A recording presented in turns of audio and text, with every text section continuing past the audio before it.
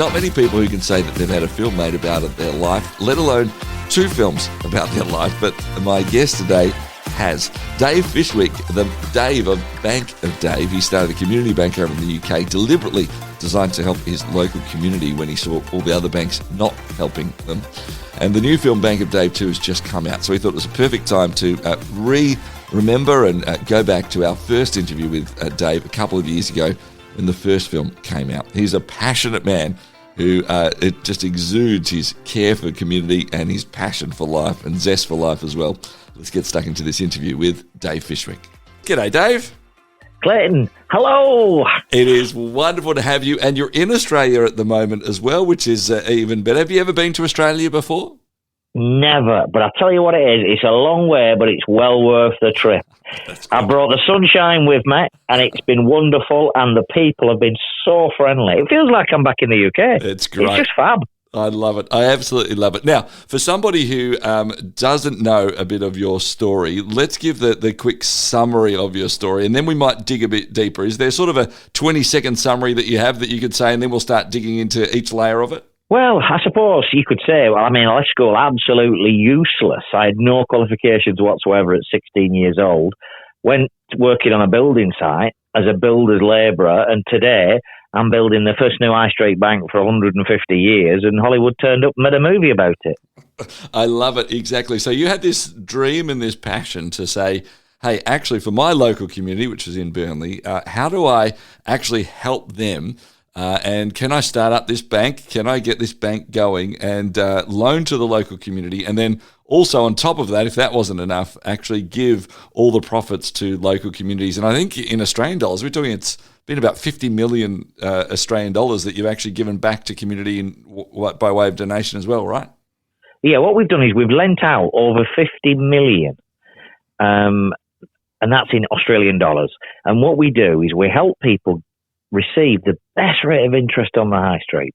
We then take that money and lend it to hard-working people who just can't borrow from the high street bank. And then the profit, we pay the overheads, and the difference we give to good causes and charity. And it works. Yeah, it's excellent.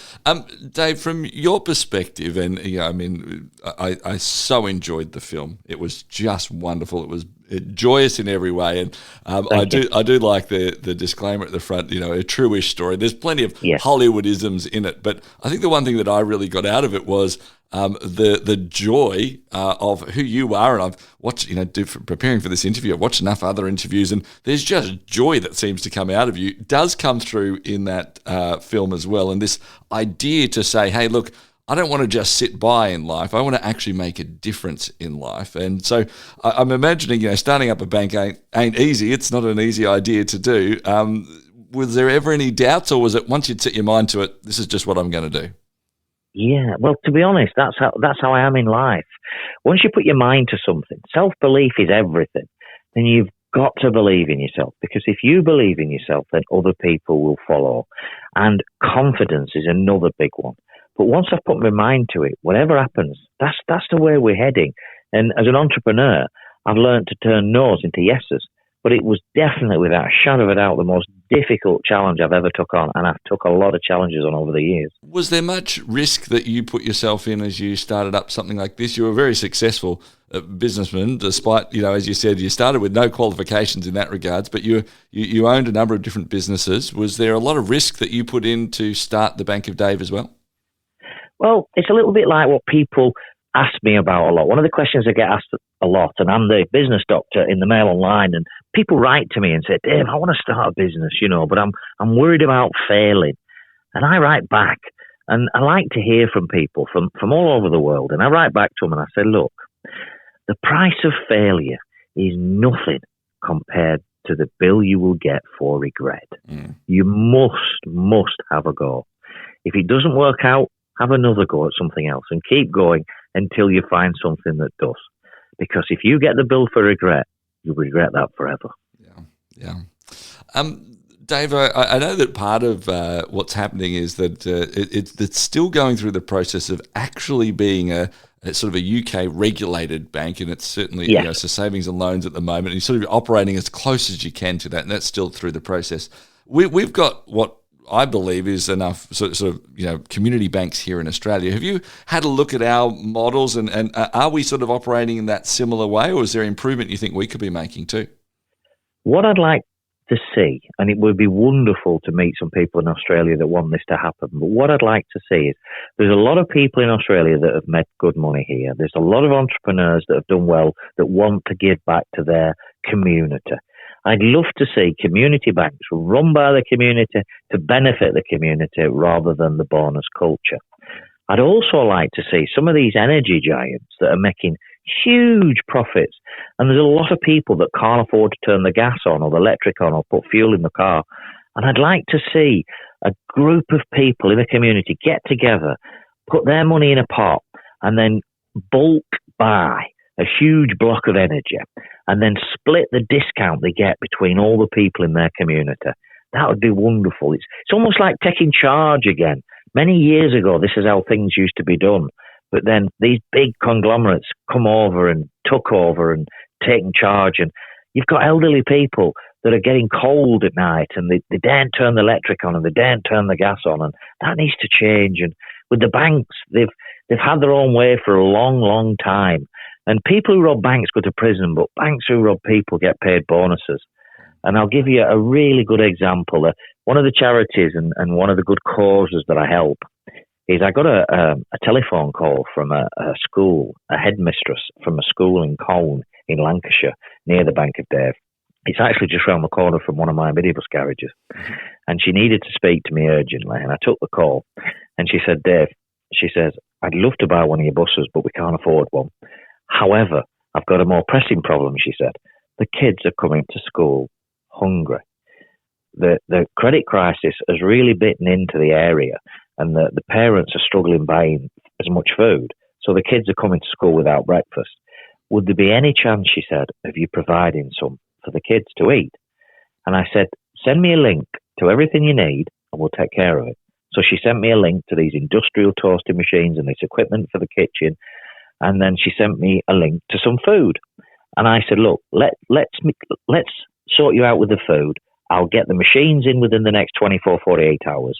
We had everything to by the end of the week, and I bought and paid for a year's supply of food. I said, when you're getting towards 3 months before you run out of food, ring me again, and I'll give you the money for another year's supply of food. Now, you've got that on one side, and then on the other side of things, you've got bankers saying, unless we pay them $20, $30 million bonuses, they're going to go back to the States, they're going to go back to America, and they're going to leave the country. Now, how can you have a group of people on one side needing $30 million, and on the other side, you've got a headmistress ringing me and writing to me? And I've made it very public because I think it's so important, ringing to me and writing to me, saying kids are coming to school starving. Now, we've fed them children, and we've made sure that they'll be eating every day for every single child in that school will eat every day, and I'll make sure of that. But how many other schools across the world is that happening, And then we're getting these requests for these massive bonuses. It's just wrong. Dave Fishwick from the Bank of Dave is my guest. We will have more of his story on the way next on Towards Understanding. Share your brand, your event, your message across 90 Christian radio stations and major cities in Australia and New Zealand by sponsoring Towards Understanding, hosted by Clayton Bielen. More than 210,000 people tune into Towards Understanding each week, and with just one sponsorship, you'll reach this immense engaged audience. Find out more about this exciting and unique opportunity now on the sponsorship page at positivemedia.com.au. You were talking, Dave, about this heart before, just a couple of moments ago, about this idea of how do we change this sort of big understanding, this big culture of $30 million, $40 million bonuses, whatever they might be, to bankers, and yet there's, in your example, a local school unable to feed some kids and a headmistress asking for you. How do we actually change that huge culture? Because I think probably most of us sit there and go, well, my little bit, I don't know how I actually change that. I can't seem to do that. Is it a group together? Is it we need one person who has a high profile? Is it we need somebody like you to come and change up a system for us? What do you think is actually the best way to go about doing that? Well, I think I think Australia's got a lot of very, very good people in it. I mean, I've been here for a few days now, and every day I've met lots and lots of incredibly friendly people. I think there's lots of things can be done. I think you've got entrepreneurs here. I think you've got some wealthy people out here. I mean, I was speaking to a miner who'd done very well in Australia, who wanted to specifically give back to his specific community. And I think that there'll be people like that that could put the name to a project. If you get a group of people, and they don't have to be extremely wealthy, just a group of like-minded people who could raise money, who could get together, who could create a small financial institution to lend throughout their community. You do need an entrepreneur who's going to have skin in the game, who's going to put his name to it so no money can be lost by anybody that can't afford to lose it. But you do need to start taking control again, because as a community and as a country, the UK and Australia are very, very similar. I mean, this is the first time I've been to Australia, and it just feels like home. You know, we've got so many things in common. I think that we could become a bigger community, Australia and the UK together. You know, we could join up forces. But I think there's certain individuals commanding these huge amounts of money, and they're not just in finance and banking. I think it's in energy as well. I mean, some of these energy companies are making millions, but yet doubling the price of what it costs to heat somebody's home. You know, these bankers the interest rates are going through the roof, and young people and hardworking people can't afford to pay the doubling in mortgages. And you just think, where does all this end? And how come we've got banks going bankrupt again? You know, we've got 4 banks just recently around the world that are collapsing around us, and we was told that would never happen again, and yet it's happening. And how does that work? You know, and I just think I've just got this little community finance company where we've lent, 50 million, and it works. And we just help people get the best rate of interest. We then lend that money to businesses and people. And the profit, we feed kids. And you think, well, that works. Yeah. Well, perhaps other people can do the same. Yeah, exactly right. I love that. And I think especially around that energy understanding of what it is. Here in Australia, we are at such an energy culture in terms of the conversations we have about our energy. And can we look at that through the people cost as well, and the people opportunity, I think, is a great encouragement. Dave, I want to have a look at just a side point as well, and back to the movie for a second, that I believe that it was shot around your hometown, Burnley, as well. But is it true that when they shot some of the scenes for Dave, who was played by, I think it was Rory Kinnear, wasn't it, who played you in the film there, it was actually your house as well that they shot in? Is that correct? Yeah, because it's important to me and to the people in Lancashire and Burnley and the surrounding area. It was important. It was real. So I said, right, okay, let's shoot it in my house. So we shot it in my house. We shot it in my garages. We used my minibus place. We used the Bank of Dave for real. The real one, where we pull the curtain down, that's the real Bank of Dave. We have upstairs as well, and we've got 16 offices upstairs now, but it's the real deal. And we use Burnley Market, and Phoebe Denver, who's Bridgerton's biggest star, she come over. She was on $100 million set in Los Angeles, and the following day she flew into Burnley, into Manchester Airport, and she was there with me in Burnley Market on a wet Tuesday afternoon having fish and chips. A complete culture shock, but it was real. And Rory Kinnear, he looks more like me than I do, and he plays Tanner in Bond. Yep. And I said to him, from now on, every time somebody sees him in the new Bond movie, they're going to shout, Dave's in Bond. That's right. Yeah, from Bond to Burnley, he's now peaking. I told him.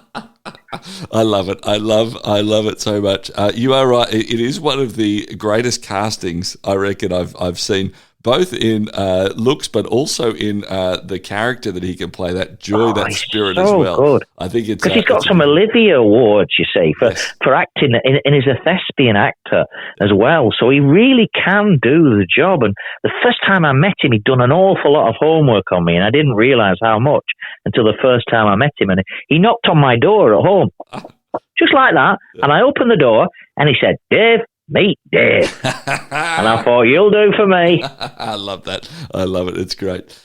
Dave, just before we let you go, I'm really interested and fascinated by what you hope to achieve out of the movie.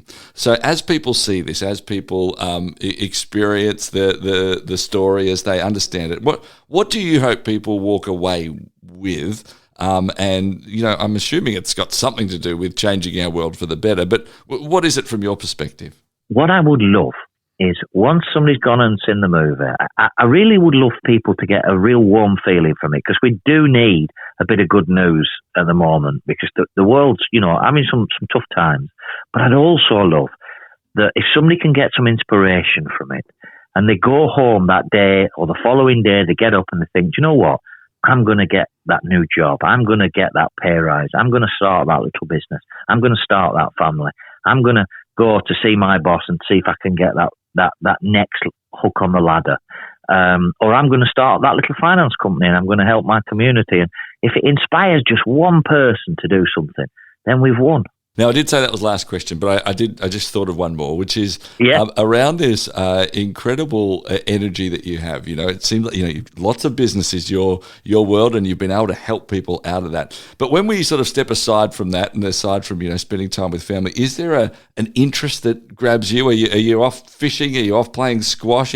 What's the interest that you do just for yourself? What I love to do, I've two children. I have a son that's a frontline police officer, and I've got a girl who works with animals, and I've got two grandchildren. I have two little boys that I spend a lot of time with, and I really, really enjoy being around them.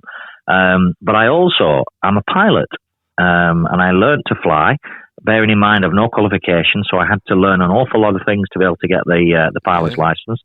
I learned to fly planes, and then I learned to fly helicopters.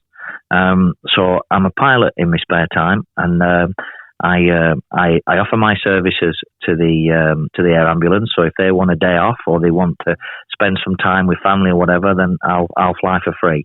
That's something I'm just working towards at the moment. But I love to fly. It's a really, really passion of mine, and one day I would love to fly the air ambulance. That's my goal, if you will. That's my. If you say what would you really love to do in life?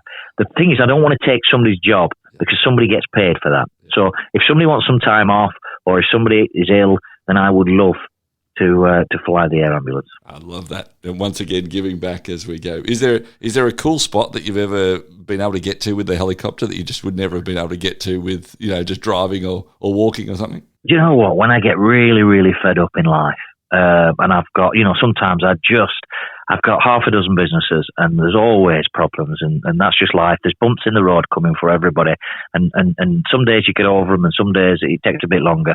And when I get really fed up, I go home, and I'll pull the helicopter out, and I'll look for a big fluffy cloud, and I'll fly up to that cloud, and I'll slow the helicopter down to the point where it's actually the same speed as the cloud. So I put the skids onto the cloud, and I feel myself and the pressure of the cloud pulling me along. And then I'll drop the collective lever, which pulls me through the cloud. And then your thoughts, just anything bad or anything that you're sort of stressed about, it just disappears as you drop through the cloud. And it's the most wonderful thing in the world. And that's what I love to do. What a picture. What a picture. Dave, thank you so much for taking the time to chat to us today. Thank you so much. Real pleasure.